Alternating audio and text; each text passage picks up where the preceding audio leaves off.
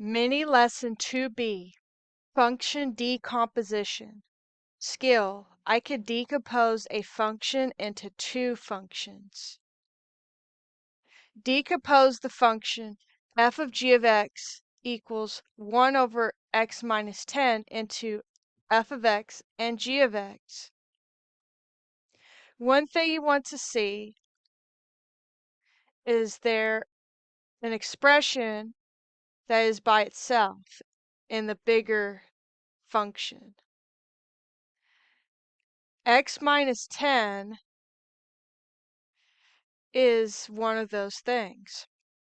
So we could say that this whole thing right here could be 1 over something. We'll call that a different x, like a capital X. And if you composed it, you could put that x minus 10 into this big X right here. Now, we just need to determine which function goes where, which one is f and which one is g. The g is the input, so it's going to be within the f. The x minus 10 is within that entire 1 over something. So we're going to say that x minus 10 is the g of x, and the 1 over x is the f of x.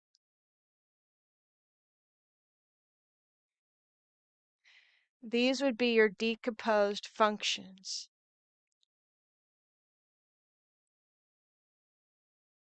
Let's look at the next one. Decompose the function f of g of x equals the square root of 1 over x into f of x and g of x. The stuff inside the square root could be the input, and then the output could be the square root of the whole thing. So we'll say square root of big X and then 1 over x.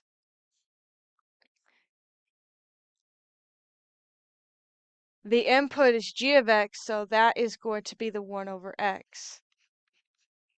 And the whole thing is the f of x. So these are your decomposed functions.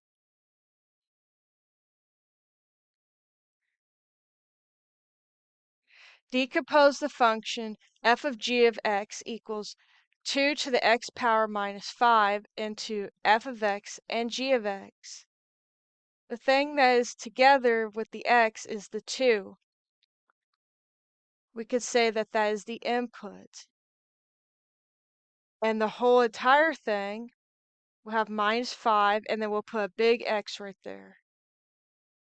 The input is g, so we're going to say g of x is the 2 to the x power, and the f of x is the whole thing, x minus 5. These are your decomposed functions. We have one more. Decompose the function f of g of x equals cosine square root x into f of x and g of x. Cosine is a trig function. When you have a trig function, you'll always have some kind of expression inside of it.